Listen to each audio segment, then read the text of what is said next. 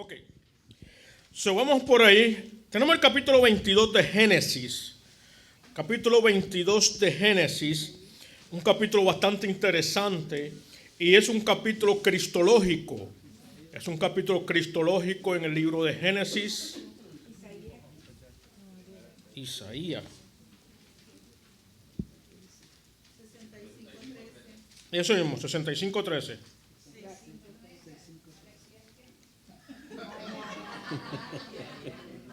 Vamos a comenzar de nuevo.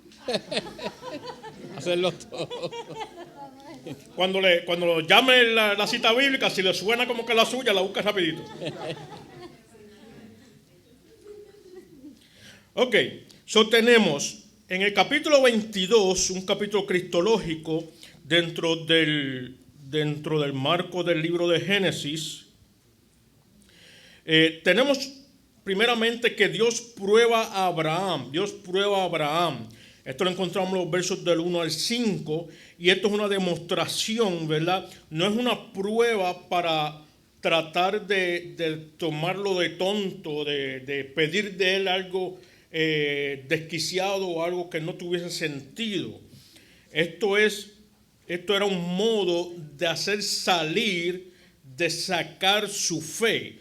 Cuando nosotros somos probados para que nuestra fe sea fortalecida, para que podamos poner nuestra confianza en Dios. Muchas veces nos preguntamos, pero ¿por qué estoy pasando por esta prueba? ¿Por qué estoy pasando por este desierto, como le llaman mucho? O por esta situación, que es una enfermedad en la familia, tal vez una enfermedad propia, quién sabe si alguna muerte de alguien cercano a quien amamos. ¿Por qué estoy pasando por estas situaciones? Estas situaciones, estas pruebas, estos momentos que llegan de calamitosos que llegan a nuestra vida son modos de probar dónde está anclada nuestra fe. Y a la medida que pasamos la prueba, nuestra fe es fortalecida. Interesantemente, después que usted pasa la prueba, usted se siente mucho mejor, se siente más maduro, siente que ha podido confiar en el Señor y prepárese porque más adelante pues viene otra para que pues pase otra, siga fortaleciéndose. Vamos a ver primera de Pedro 1:7, hermano Ramón. Primera de Pedro 1:7. Para que la prueba de la fe de ustedes, más preciosa que el oro que perece, aunque probado por fuego, sea hallada, que resulta en alabanza, gloria y honor en la revelación de Jesucristo, a quien sin haber visto ustedes lo aman, y a quien ahora no ven, pero creen en él. Amén. Ahí vemos que nuestra fe nos ayuda a fortalecernos y anclarnos en Cristo Jesús, que aunque no lo vemos, lo amamos, ¿verdad? Y nos ayuda a fortalecer esa fe. Cuando vemos la prueba que muchas personas al enfrentarse a las situaciones difíciles sueltan la toalla, como dicen, y dejan de creer o dejan de seguir hacia adelante. Pero un verdadero creyente se fortalece en el Señor, se fortalece nuestra fe en Cristo, no importa la situación que pase. Esto nos ayuda a madurar en el Señor, a seguir siendo edificado. La demanda de Dios a Abraham fue nada más y nada menos que sacrificase a su hijo. Sacrificase a su hijo. El verso 2 nos dice que Dios le dijo: sacrifícame a tu hijo, tu único hijo, al que amas.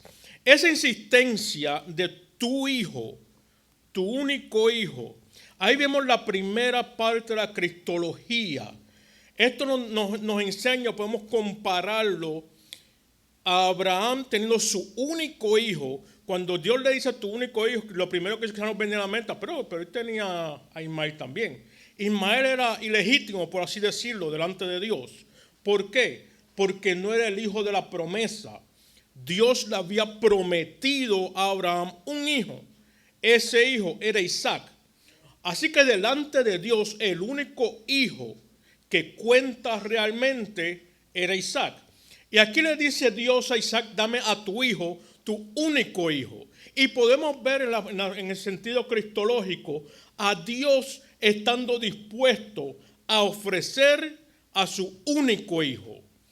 El único hijo, el hijo que amaba. En la teología se habla por lo general de la relación entre Padre, Hijo, Espíritu Santo, siendo una relación íntima, una relación constante y sumamente amorosa, la cual ha durado de la eternidad hasta la eternidad. Y podemos ver que en un momento dado, el Padre tuvo que estar dispuesto a permitir que su Hijo que amaba desde la eternidad y por siempre, tomara una forma vergonzosa y humillante, finita y limitada de hombre, para venir a morir por gente que lo despreciaba.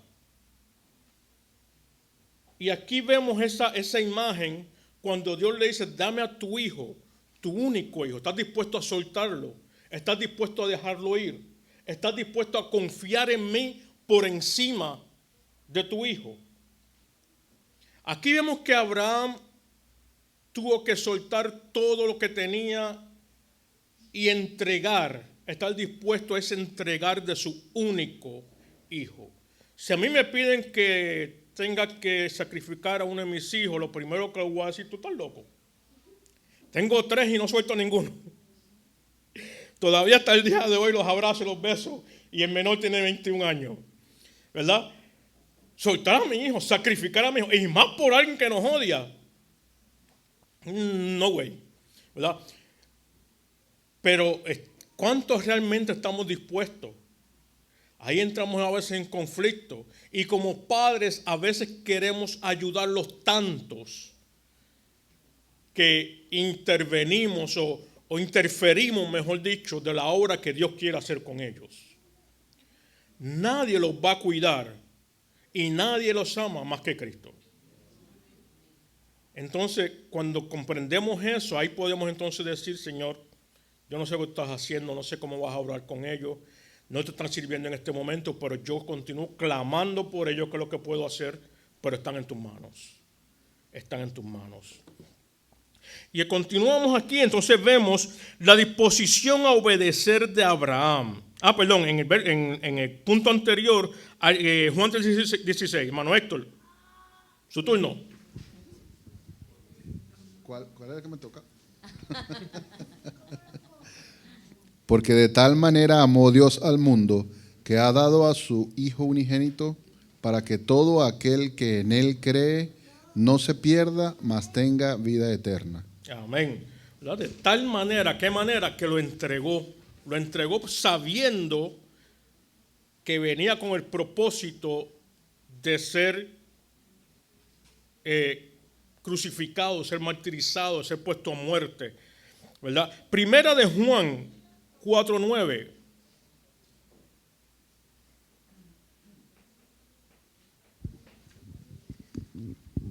En esto se manifestó el amor de Dios en nosotros, en que Dios ha enviado a su Hijo unigénito al mundo para que vivamos por medio de él. Amén. Ahí tenemos 2 versos que nos hablan de que Dios entregó a su Hijo.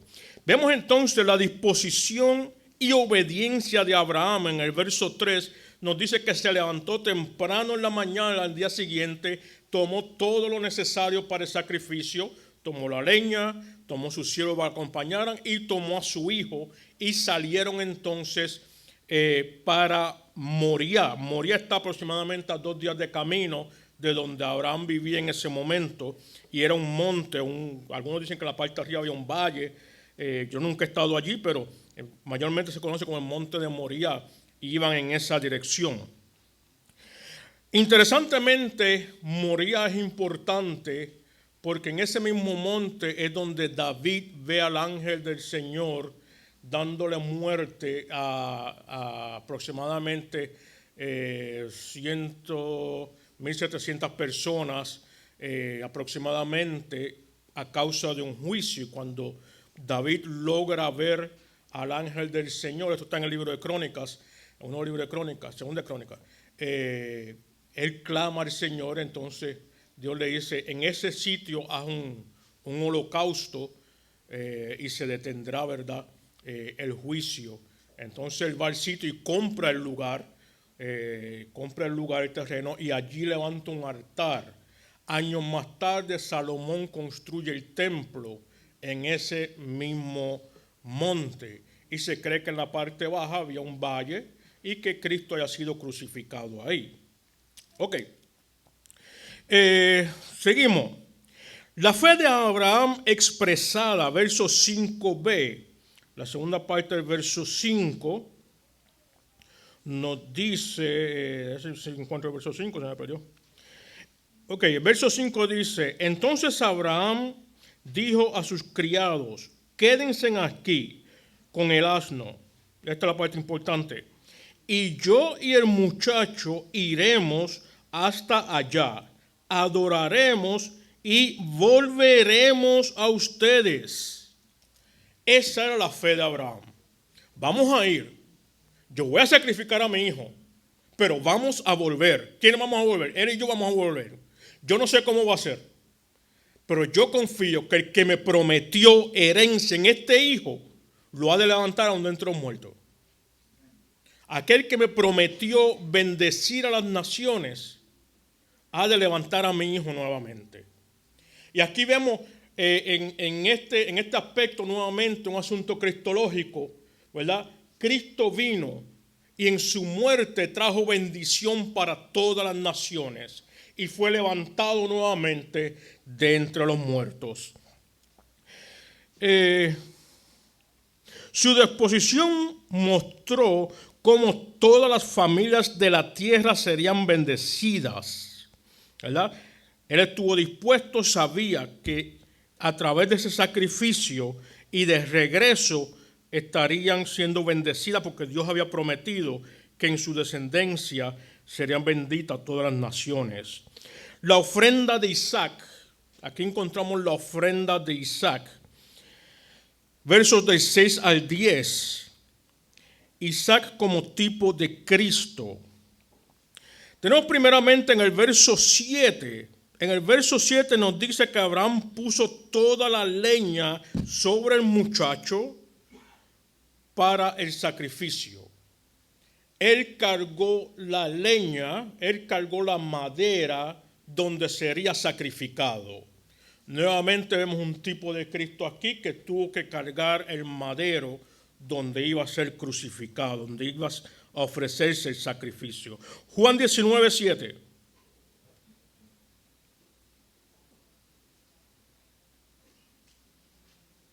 Juan 19, 7. ¿Quién lo tiene?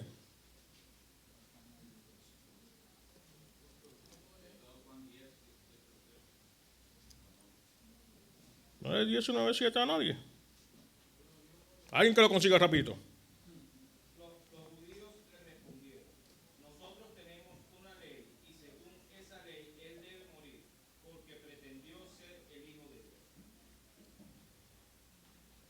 ¿Ya? Ahí vemos el momento en que los fariseos delante de Pilato ya no podían más, buscaron cuanta mentira pudieron para inculpar a Jesús y no pudieron.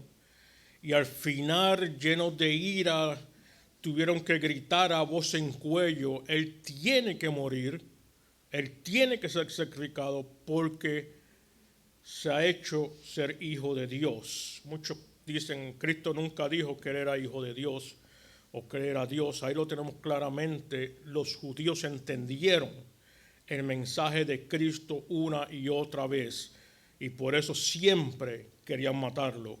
Siempre querían matarlo, se hacía igual a Dios.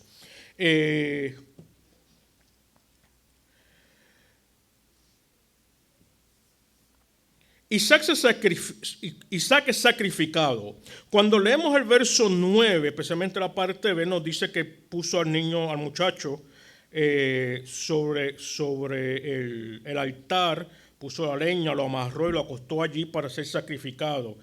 Como dice el hermano Edgar, yo soy bien chillón y si yo tuviese que hacer algo así, estaría llorando hasta el día de hoy. Solamente de imaginarme esto, me dan deseos de llorar. Vamos a ver qué nos dice Hebreos 11, 7 al 19 y Santiago 2, 21 inmediatamente después.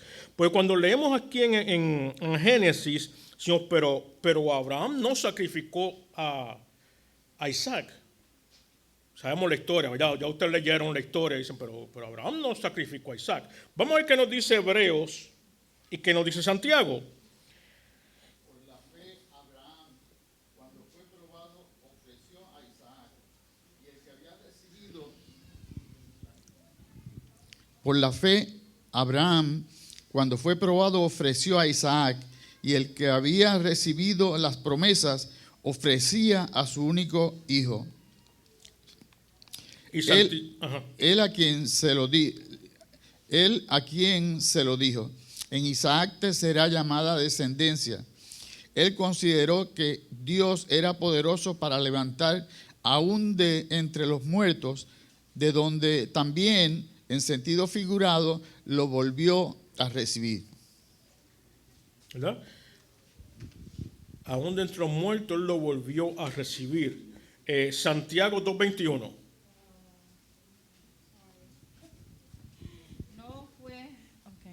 No fue justificado por las obras Abraham, nuestro padre, cuando ofreció a Isaac, su hijo, sobre el altar.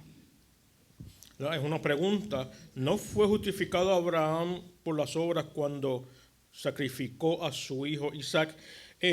No voy a entrar en la disputa de ese verso, no es el asunto en este momento. Lo que quiero que nos enfoquemos en ese verso que nos dice que sacrificó, lo dio por hecho.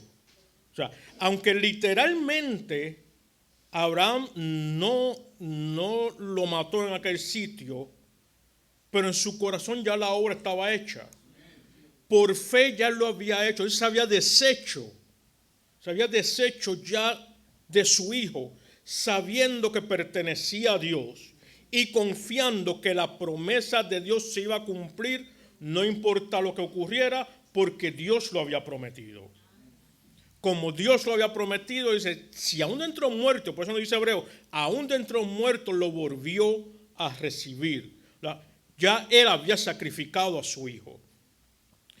El testigo omnipotente igualmente declaró su aceptación en términos de la más alta aprobación, de modo que el apóstol habla del sacrificio como literalmente hecho, ¿verdad? Nos está diciendo que el Todopoderoso, el Omnisciente, Dios aceptó el sacrificio como si se hubiese hecho, como si se hubiese llevado a cabo completamente.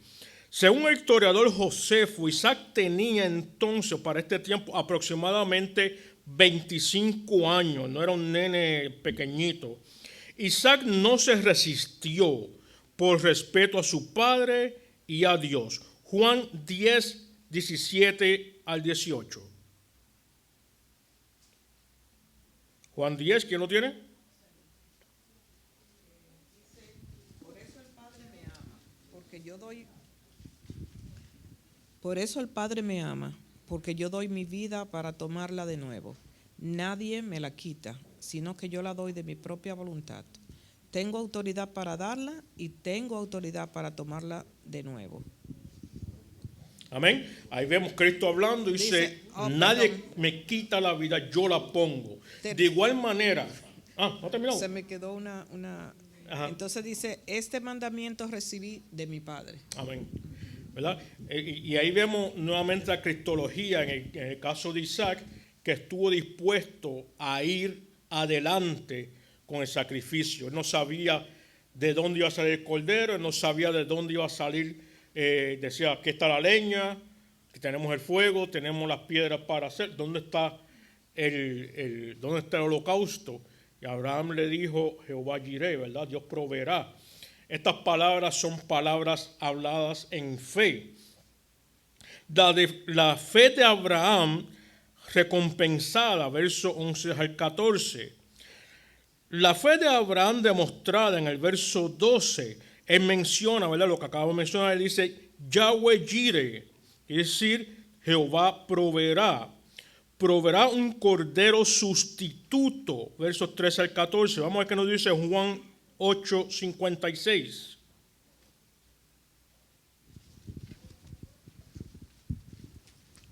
Abraham, el padre de ustedes, se regocijó esperando ver mi día, y lo vio y se alegró. Amén. Ahí nos dice que Abraham esperó ver el día y lo vio. ¿Dónde Abraham vio el día del Señor? Lo vio en el momento en que confió en el Señor que Dios iba a proveer. Y nos dice luego que levantó su cabeza y vio un carnero, ¿verdad? Y el carnero fue un sustituto para el sacrificio. Es una tipología nuevamente de Cristo, que es nuestro sustituto. Juan decía, he aquí el Cordero de Dios que quita los pecados del mundo, ¿verdad? Él vino como Cordero a ser inmolado por nuestra causa. Fue el sustituto nuestro. Y Abraham vio ese momento, y es lo que se refiere aquí, ¿verdad? De que Abraham vio el momento y se regocijó. ¿Por qué se regocijó? Porque no tuvo que matar a su hijo. Hubo un sustituto, ¿verdad? Este sistema de sustituto lo venimos viendo desde el principio del libro de Génesis, cuando Set nace como sustituto de Abel. Y aquí nuevamente vemos el asunto del sustituto, que, ¿verdad? Otro que toma nuestro lugar. Los versos, en el verso 11a y 15 al 18 nos habla del ángel del Señor. El ángel del Señor. Al principio del capítulo nos habló de que Dios habló con él. Aquí nos habla del ángel del Señor. Este concepto del ángel del Señor, por lo general, habla de una teofanía, más propiamente de una cristología, y es una manifestación de la segunda persona de la Trinidad antes de su encarnación. Eso viene en el examen. Una teofanía quiere decir que la segunda persona de la Trinidad, Cristo, se manifiesta antes de haber tomado forma de hombre. Y esto lo vemos a través del Antiguo Testamento en muchas ocasiones. Por lo general, cuando habla del ángel del Señor, a esto que se refiere. Hago claro, no siempre. No siempre. Hay algún que otro lugar donde utiliza el término para decir que es un mensajero de parte de Dios, pero cuando vemos que el ángel del Señor habla en primera persona de Dios o recibe adoración en algún lugar, como el caso de Gedeón, podemos ver que era la segunda persona de la Trinidad. ¿Y por qué sabemos que es la segunda y no la primera? Porque a Dios nadie lo ha visto. ¿Okay? A Dios nadie lo ha visto. Por cuanto a Dios nadie lo ha visto, entonces es la segunda persona de la Trinidad que se ha manifestado, como con el caso de Isaías, que vio a Dios sentado en su trono, y Juan nos dice que ese era Cristo a quien Isaías había visto. Nos dice aquí, sabemos que es la segunda persona de la Trinidad, que es Dios, porque dice que ha jurado por sí mismo. Nos dice, he jurado por mí mismo. Hebreos 6, 13 al 14, ¿quién lo tiene? Adelante. A fin de que no sean perezosos, sino imitadores de los que mediante la fe y la paciencia heredan las promesas. Pues cuando Dios hizo la promesa a Abraham, no pudiendo jurar por uno mayor, juró por él mismo, diciendo, ciertamente te bendeciré y ciertamente te multiplicaré. Amén. Ahí lo encontramos, que nos dice, nos da la referencia, nos dice que juró por sí mismo, porque no encontró a alguien más alto por quien jurar. Y aquí el ángel del Señor también nuevamente nos dice lo mismo. He jurado por mí mismo. Está por aquí, en el verso 15, donde dice, el ángel del Señor llamó a Abraham por segunda vez desde el cielo y le dijo, por mí mismo he jurado, declara el Señor, que por cuanto has hecho esto y no me has rehusado tu hijo, tu único, ahí está el énfasis nuevamente, de cierto te bendeciré grandemente, y por ahí continúa dándole la promesa, otra vez rectifica la promesa. Esto que vemos aquí es un pacto condicional. Ajá, hermano.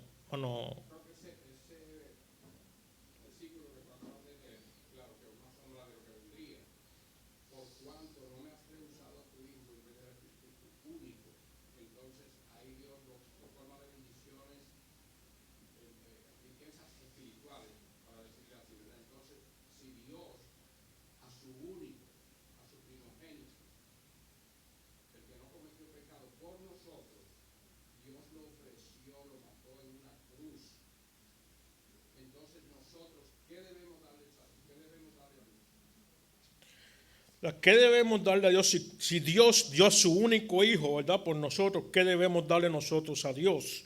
El todo, ¿verdad? Todo. Al igual que a Abraham, él le pidió su hijo, su único hijo, en sacrificio, ¿verdad? De igual modo, nosotros debemos estar dispuestos a darlo todo. Como dije anteriormente, él toma mejor cuidado y tiene mayor amor por nuestros hijos que lo que tenemos nosotros mismos. Ahí él le habló de que por cuánto, le dice por cuánto, ¿verdad? Era un pacto condicional. Tú hiciste, en verso 16b, por cuanto no me negaste, me lo entregaste, por tanto yo haré. Y versos 17 y 18, entonces le habla de las promesas que él va a hacer. Vemos un pacto condicional. Tú haces, yo hago. Tú haces, yo hago.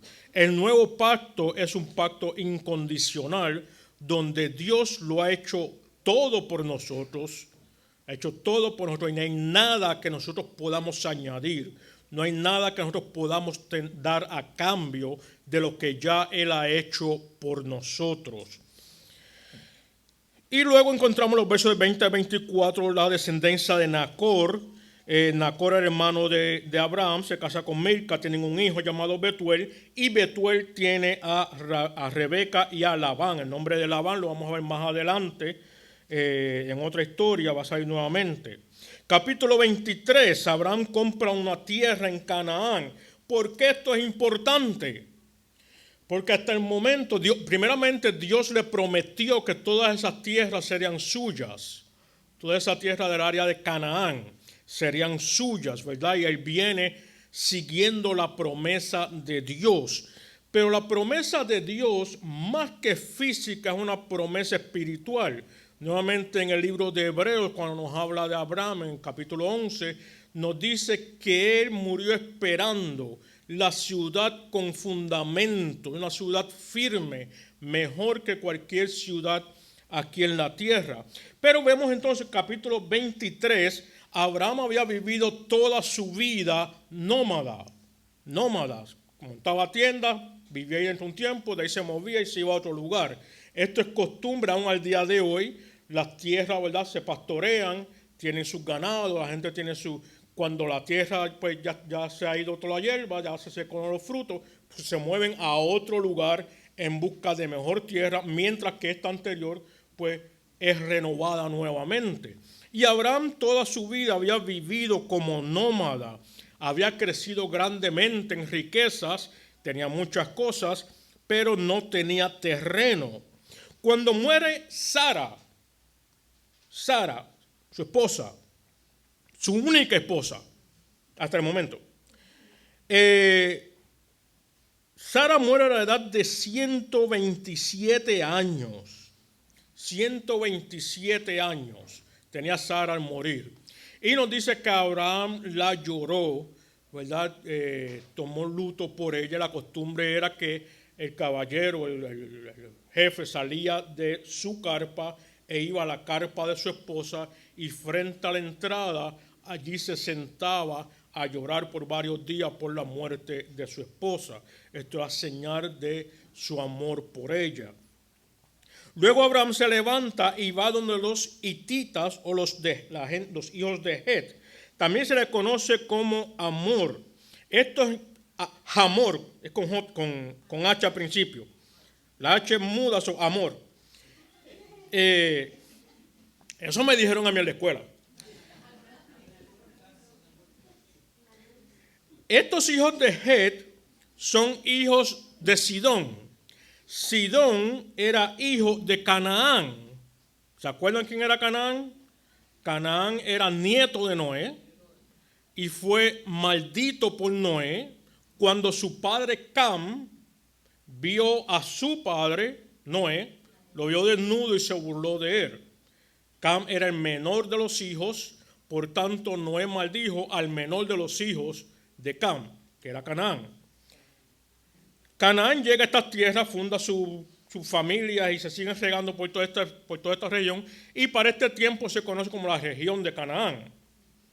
Ahí está la tribu de los hijos de Het, nietos de Canaán, y son muchos son muchos. Y Abraham entonces está cerca de ellos, va y habla con ellos para que le vendan un terreno. Ellos parece que ya habían fundado ciudades en ese sitio y tenían varias áreas en el sector. Y son diferentes jefes de tribu que todos se reunían ahí. Y Abraham le pide que le vendan un pedacito de tierra para poder enterrar a su esposa. Ahí entra una serie de debates entre ellos que parecen ser muy generosos. Y le dicen, nosotros no podemos venderte tierra, toma la que tú necesites. Esto es una costumbre arábica hasta el día de hoy. Tú le vas a pedir alguna tierra, le vas a pedir alguna propiedad, ellos no te lo venden, te lo regalan. Pero vas a estar en deuda con ellos por el resto de tus días. O sea, ellos te regalan lo que tú pidas, lo que tú quieras, pero ellos esperan una remuneración favorable por lo que te han dado. No le ponen precio, pero esperan que algo llegue. Y en el futuro, cualquier cosa que ellos necesitan van a venir a pedírtela y te van a decir, tú no puedes negar, tú sabes que yo te di el terreno de tal sitio, tú sabes que yo te di aquel manantial de agua, tú no me puedes negar el favor que te pido ahora, ¿verdad? Hay gente que son así, te hacen un favor y después en mi país de centro lo sacan en cara, ¿verdad? Y esta gente era así, es la costumbre arábica, y fue lo que esta gente, sí, toma el terreno que tú quieras, usa lo que tú quieras, tú eres parte de nosotros.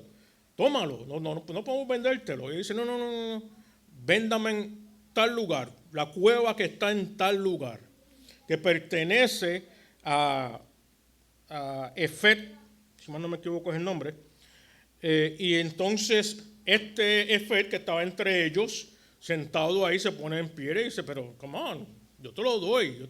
Es más, no solamente la cueva, toma los árboles, toma el terreno que hay alrededor, es tuyo. Y dice, no, pues dime cuánto.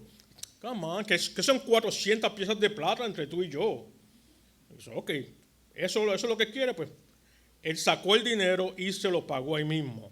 Cuando se dice 400 piezas de plata, eso era el peso. Eso era el peso. Se tomaba una balanza y se ponían, a veces eran joyas, prendas, se ponía todo ahí hasta que llegara al peso equivalente de 400 monedas de plata. No necesariamente que eran monedas como tal lo que estaban intercambiando. Y Abraham entonces compra el terreno, ya nadie se lo puede sacar en cara, nadie le puede exigir, eso pertenece a Abraham. Es el único terreno que Abraham compra, el único terreno que Abraham compra. En este lugar fue enterrado Sara, luego fue enterrado Abraham, fue enterrado Isaac, fue enterrada Rebeca, fue enterrada Raquel, y en el libro de Mateo, cuando Herodes manda a matar a los niños, nos habla de Raquel llorar por sus hijos, se refiere a este lugar.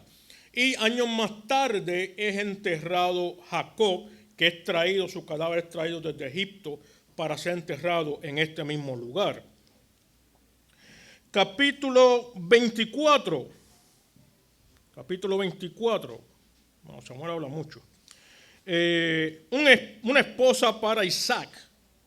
Una esposa para Isaac. Algo que debemos entender es que en aquel entonces los matrimonios eran arreglados. Y Abraham envía a su siervo Eliezer, el más viejo de todos sus siervos, capítulo 15, verso 2, nos dice el nombre de Eliezer, a buscar una esposa para Isaac, los versos del 1 al 9. Interesantemente, este Eliezer era un esclavo de Abraham, que Abraham había comprado en Damasco. Y este caballero llegó a ser el administrador, o el gerente, por así decirlo, el administrador de los bienes de Abraham, al igual que José llegó a ser administrador de Potifar. Encontramos que este Eliezer fue administrador de los bienes de Abraham. A tal modo que en el capítulo 15, verso 2, Abraham todavía no tiene hijos. vamos hasta el capítulo 15, y orándole a Dios le dice, yo no tengo hijo, ¿quién va a heredar mi riqueza?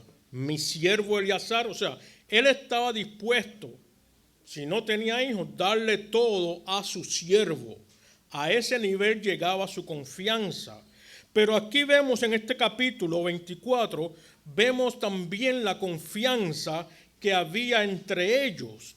¿Cómo la vemos? Él le da grandes riquezas, le da una encomienda y le entrega grandes riquezas para que vaya a una tierra lejana, aproximadamente unos 3-4 meses de camino, con todas estas riquezas, algunos otros siervos, y él pudo decir, yo volver para allá, yo soy un hombre rico con todo esto, por aquí me voy, no me vuelven a ver. Él era esclavo, y lo primero que pensamos de la esclavitud es, un esclavo busca la forma de irse a huir, y en este caso que tiene tantas riquezas con él, pudo haberlo hecho. Pero él temía a Dios, y Abraham parece que lo trataba muy bien. Y dijo, yo no puedo hacer ningún tipo de mal, yo tengo que cumplir el propósito para el cual fui enviado. De igual modo nosotros, como siervos o como esclavos de Dios, debemos estar dispuestos a ser fiel a la encomienda que Dios nos ha entregado. Abraham manda a buscar una esposa de entre su familia. Es costumbre de las tribus pastoriles que la gente se case entre familias dentro de la misma tribu para no manchar su línea con otras familias. En adición, el lugar donde ellos están es un lugar completamente pecaminoso e idólatra, y Abraham, confiando en las promesas de Dios, manda a buscar una esposa que venga de su mismo linaje, de su misma línea, con sus mismas costumbres, que haya sido criada del mismo modo, y entonces que busquen a esa esposa ahí. Y envía a su siervo, le hace hacer un juramento, le dice que ponga las manos debajo del muslo y le jure, y él lo hace. ¿Por qué debajo del muslo? No encontré mucha información de eso, pero no es la única vez que aparece eso en la Biblia. También Jacob tuvo que hacer lo mismo. Vemos entonces que este hombre le hace el juramento y se va a buscar una muchachita para el joven de 40 años aproximadamente. Encontramos que llegó a la tierra de los padres de Abraham, posiblemente a Ur, y allí entonces encuentra a Rebeca. El siervo de Abraham ora en un pozo, versos 10 al 14. Él pide al Señor, él comienza a orar junto al pozo. El pozo era donde las doncellas iban todos los días a buscar agua al pozo. Todavía los días de cuando mi madre era chiquita todavía tenían que hacerlo. Se imagino que algunos de ustedes pues pasaron por eso. Iban a buscar agua al pozo.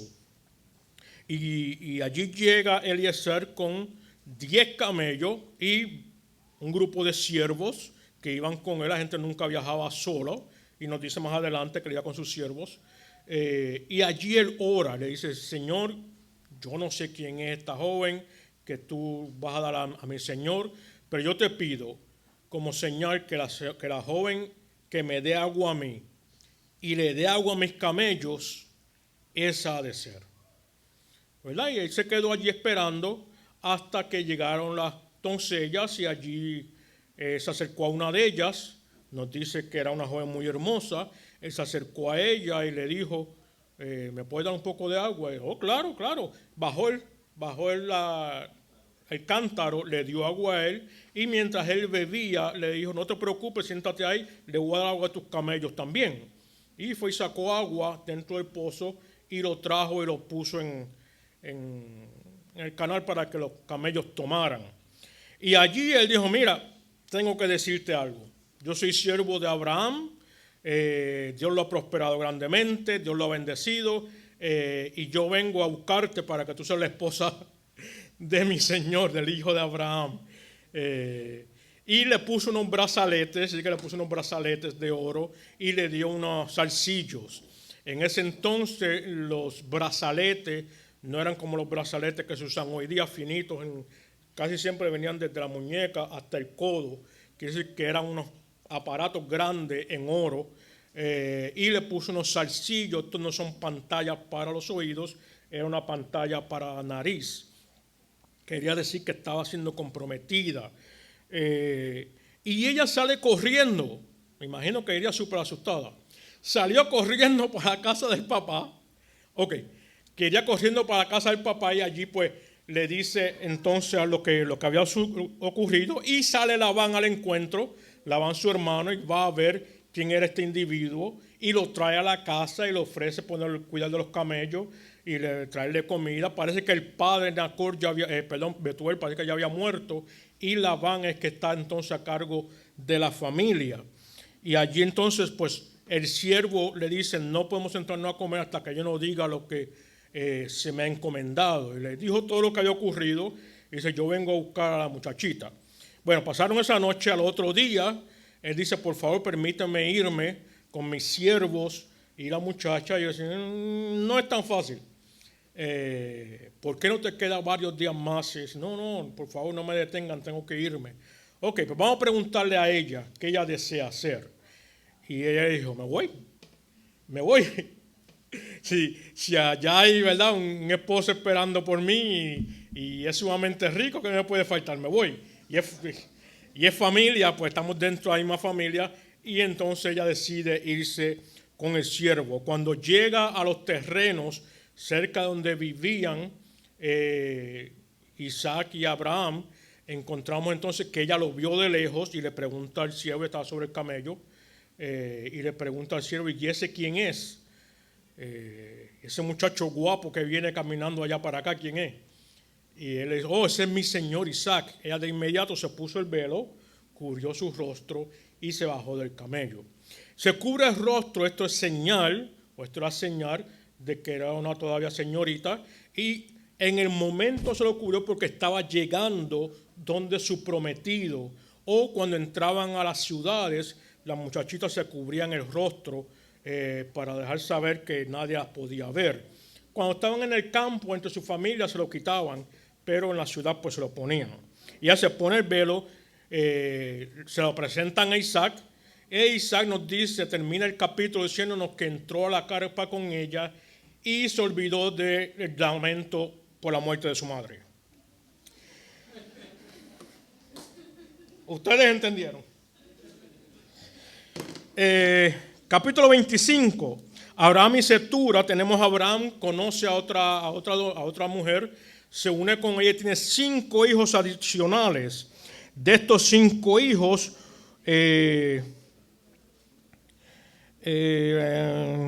después de eso, ¿verdad?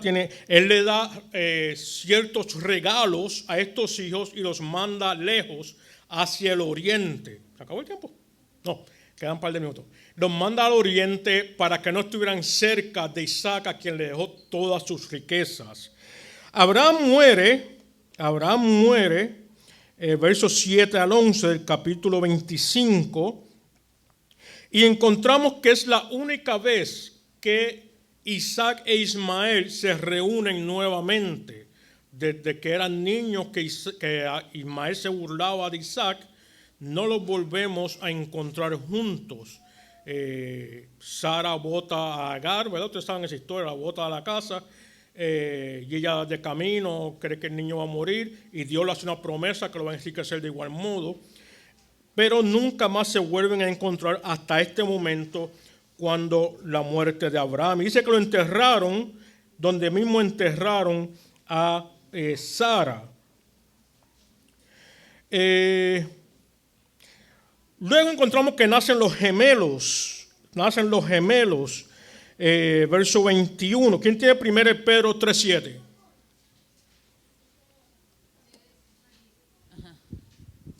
Ustedes, maridos, igualmente, convivan de manera comprensiva con sus mujeres, como un vaso más frágil, puesto que es mujer, dándole honor por ser heredera como ustedes de la gracia de la vida, para que sus oraciones no sean estorbadas. Amén. Amén. Ahí vemos Pedro hablando a los hombres que cuiden de sus esposas, que intervengan por ellas, que tomen cuidado de ellas. Y vemos en Génesis 25-21, que Isaac oró por ella, intervino delante de Dios por su esposa, porque ella era estéril. Y ella entonces concibió y tuvo, ¿verdad?, mucho problema en su parto, pero cuando nacieron los niños nacieron gemelitos, y uno era rojo, pelirrojo, y muy velludo. A este le llamaron Esaú, lo cual luego pasa a ser Edom, la tribu de Edom, la ciudad de Edom. Su mellizo Jacob, cuando nació agarrándole el pie a su hermano, y por eso le pusieron Jacob, que quiere decir usurpador. Su padre para este entonces ya tenía 60 años, Isaac.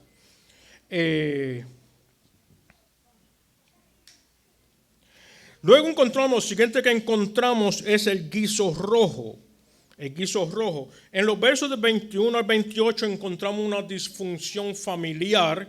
Un padre favorece a un niño, el otro favorece al otro. Tienen favoritismo. Esto trae conflicto entre los gemelos. Un día Esaú viene del campo, era ganadero, viene del campo cansado, apestoso, sucio, y se encuentra con su hermano Jacob, que estaba cocinando para él un almuerzo en el campo, un potaje rojo, una sopa de lentejas. Y ahora sí se me acabó el tiempo. Y Esaú le dice, dame un poco de ese potaje. Y Jacob, como buen usurpador que era, le dice, si me das tu primogenitura. A lo cual Esaú contesta, ¿para qué me sirve la primogenitura si me muero de hambre? Cógela y dame del potaje. Y así nos dice la palabra que Esaú despreció la primogenitura. La primogenitura en ese tiempo era la mayor parte de la herencia que un padre podía dejar. La tradición era, esto aparece, no vamos a poder leer, pero aparece en Deuteronomio y Éxodo, todas las riquezas que tiene el padre antes de morir las divide, en este caso son dos hermanos, las divide en tres partes iguales. 2 partes se la dan al primogénito y la tercera parte se la dan al hijo menor. Si hay 12 hijos, se divide en 13 partes iguales, 2 partes se le dan al primogénito y el resto se divide uno para cada uno. Al primogénito siempre se le daba la mayor cantidad y él despreció esta bendición de parte de Dios. Capítulo 25, y con esto terminamos. Dios reanuda sus promesas con Isaac. Isaac va a donde los filisteos, hay una gran hambruna. Esto ocurre aproximadamente 90 años después de que Abraham fue allá. Y nos encontramos otra vez con Abimelech. Este no es el mismo Abimelech, rey de Gesa, sino que el título Abimelech es un título de realeza, de rey, como Faraón lo era en Egipto. Abimelech era entre los filisteos. Y este era Abimelech de Gesa, posiblemente ha sido hijo del anterior. Y allí cuando llegan a la ciudad, Isaac le dice a Rebeca, di que tú eres mi hermana para que no me maten. Yo creo que la manzana no cae lejos del árbol, ¿verdad? Abraham hizo esto, Isaac lo repitió. En el mismo lugar, 90 años más tarde. Resulta que en este caso Dios los protegió un poco más y nadie toma a Rebeca, aunque ella era hermosa, nadie la tomó, sino que un día Abimelech, mirando por la ventana de su palacio, ve a Isaac acariciando a Rebeca. Me imagino que serían caricias, no simplemente un abrazo, sería mucho más que eso. Él la vio y se enojó, mandó a buscar a Isaac y le dijo, ¿por qué tú has hecho esto con nosotros? Tú sabes que cualquiera de los hombres de la ciudad pudo haberla tomado y tú traerías maldición sobre nosotros. Parece que tenía más temor y más moral que la que enseñó Isaac a ese momento. Lo bota de la ciudad Isaac se tiene que ir de la ciudad y los versos 12 al 25 nos dice que Dios lo bendijo grandemente. Le dio muchas riquezas, sus animales prosperaron, todo su ganado fue sumamente rico. A tal manera que los filisteos comenzaron a envidiarlo y cada vez que le abría un pozo y botaba agua, ellos iban y lo tapaban. Esta práctica se hace aún hasta el día de hoy. Abimelech sale en versos 26 al 31 para hacer un pacto con Isaac, ya que Isaac había logrado grandes riquezas, posiblemente más poderío que el que tuviese Abimelech en el momento, entre sus siervos y todos los que estaban con él. Abimelech sale para hacer un pacto. Isaac lo confronta y dice, pero si tú me botaste de tu tierra, ¿por qué quieres hacer un pacto conmigo? Dice, vamos a comer, bebemos y comemos y mañana hablamos. Y al otro día pues se levantaron temprano, hicieron el pacto.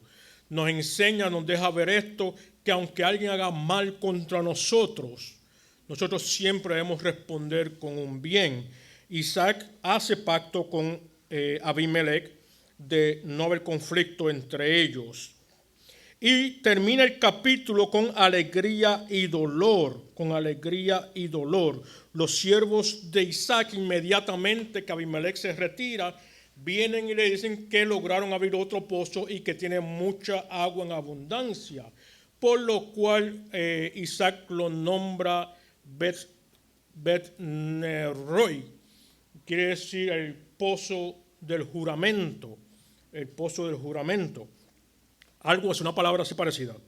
Y entramos en el dolor porque Esaú, el hermano de Jacob, hijo de Isaac, toma mujeres de entre los cananeos, las cuales termina el capítulo diciendo que fueron de mucha afrenta para Isaac y Rebeca. Estas eran mujeres impías, mujeres que no conocían a Dios, que no les importaba a Dios, y que le fueron de mucho dolor a la familia. Hasta aquí llegamos, se acabó el tiempo, lo lamento mucho.